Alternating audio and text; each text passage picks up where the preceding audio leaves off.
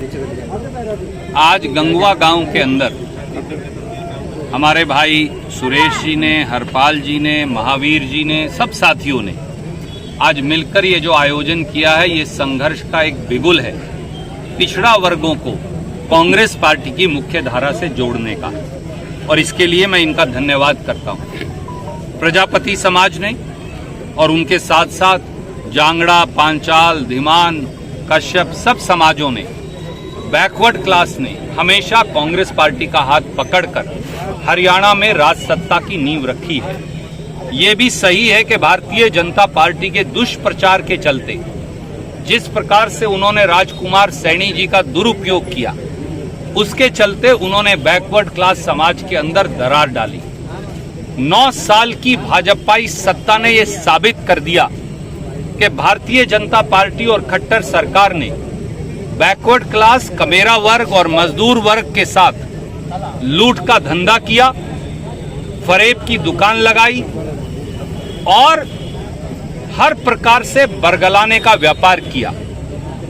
समाज का कमेरा वर्ग, पिछड़ा वर्ग समाज के साथ साथ भाजपा जजप्पा की वास्तविकता को पहचान चुका है।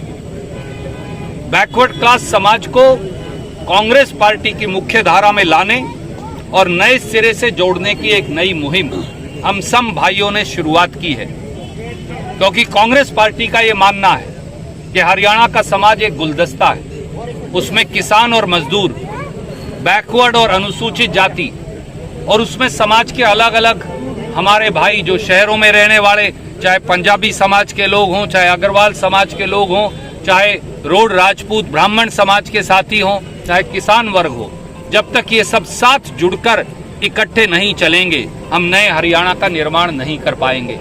नए हरियाणा के निर्माण की और एक नए 36 बिरादरी के समाज के निर्माण की एक नव शुरुआत आज हमने गंगवा की संतों की धरती से की है। कोई प्रश्न आप पूछना चाहते हैं? सर, जैसे भिवानी में कल भूपेंद्र सिंह हुड्डा जी की रैली है, कांग्रेस को मजबूत करने के लिए वो रैली है या किरण चौधरी को कमजोर करने के लिए वो रैली है? देखिए, हर व्यक्ति को अपना अधिकार है, वो हमारे बुजुर्ग हैं, मैं उनका सम्मान करता हूं।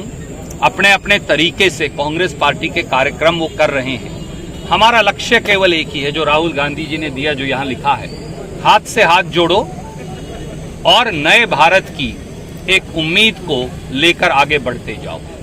तो हमें नया हरियाणा और नया देश, उसका निर्माण करना है, क्योंकि देश में बेरोजगारी, देश में महंगाई, देश में नफरत की खेती, देश में जात पात का बंटवारा, देश में धर्म का बंटवारा, उसने भारत को और खास तौर से हरियाणा जैसे तरक्की पसंद प्रदेश को, जो देश में सबसे पहले नंबर का प्रदेश था, उसको पिछड़ा दिया है, उसे पिछड़े मोड़ पर लाकर एक खड़ा कर दिया है। अगर उस जमीनी धरातल की सच्चाई को बदलना है तो फिर गरीब और कमेरे वर्ग को साथ लेकर चलना है, और इसी संकल्प की सिद्धि में हम सब लगे। सर, बैकवर्ड क्लास को पंचायतों में 7% आरक्षण दिया, BCA को बनता 27 है। क्या कांग्रेस सरकार आती तो 27 पे काम करेगी? देखिए, मैंने जैसा कहा, सबसे पहला काम करने की जरूरत है। अगर प्रजापति समाज, पांचाल समाज, सुनार समाज, नाई समाज, जांगड़ा समाज, धीमान समाज, कश्यप समाज, मैं बोलता जाऊं, बहुत सारी बिरादरियां हैं, अगर उनका बेटा और बेटी क्लर्क और PN लगने के योग्य है क्लास 3 और क्लास 4 में, तो वो DSP, deputy excise and taxation commissioner, DFSO, district food and supply officer, HCS, ये सब क्यों नहीं लग सकता? लग सकते। इसलिए हमने पहला संकल्प यही लिया है कि 2016 का बीजेपी का बनाया हुआ कानून तोड़ेंगे और 27% आरक्षण क्लास 1 से क्लास 4 तक पिछड़े वर्गों को देंगे। दूसरा है नुमाइंदगी की बात। आप याद करिए कि नुमाइंदगी में पंचायती राज संस्थाओं में पहली बार SC BC महिलाओं को आरक्षण राजीव गांधी जी ने संविधान के 73वें और 74वें संशोधन में प्रावधान करके दिया था, जब कांग्रेस की सरकार थी। उनका जो संपूर्ण अधिकार है, हम वो उनको देंगे, इसके लिए हम कटिबद्ध। जैसे गरीब तबके की वोट की हम बात करें तो आपने कहा कि कांग्रेस के साथ वो वोट थी, आज एक तरह से भारतीय जनता पार्टी के मतदाता उसके साथ लगी हुई। क्या लगता है कांग्रेस पार्टी उन मतदाताओं को वापस करने में लगी हुई है? भारतीय जनता पार्टी और जजप्पा एक कपटी सरकार है, छल और धोखे वाली सरकार है। इनका काम लोगों की आंखों में धूल झोंकना, जातियों और बिरादरियों को आपस में लड़वाना, शहर और गांव को लड़वाना। शहर में भी ये पंजाबी और वैश्य समाज को लड़वाएंगे, गांव में जाएंगे तो किसान और मजदूर को लड़वाएंगे, बगैर ये बात जाने कि हमारे संस्कृति और संस्कार ये कहते हैं कि जब तक गांव और शहर में 36 बिरादरी का गुलदस्ता नहीं बनेगा तब तक ये प्रदेश और पूरे के पूरे इलाके तरक्की नहीं करेंगे।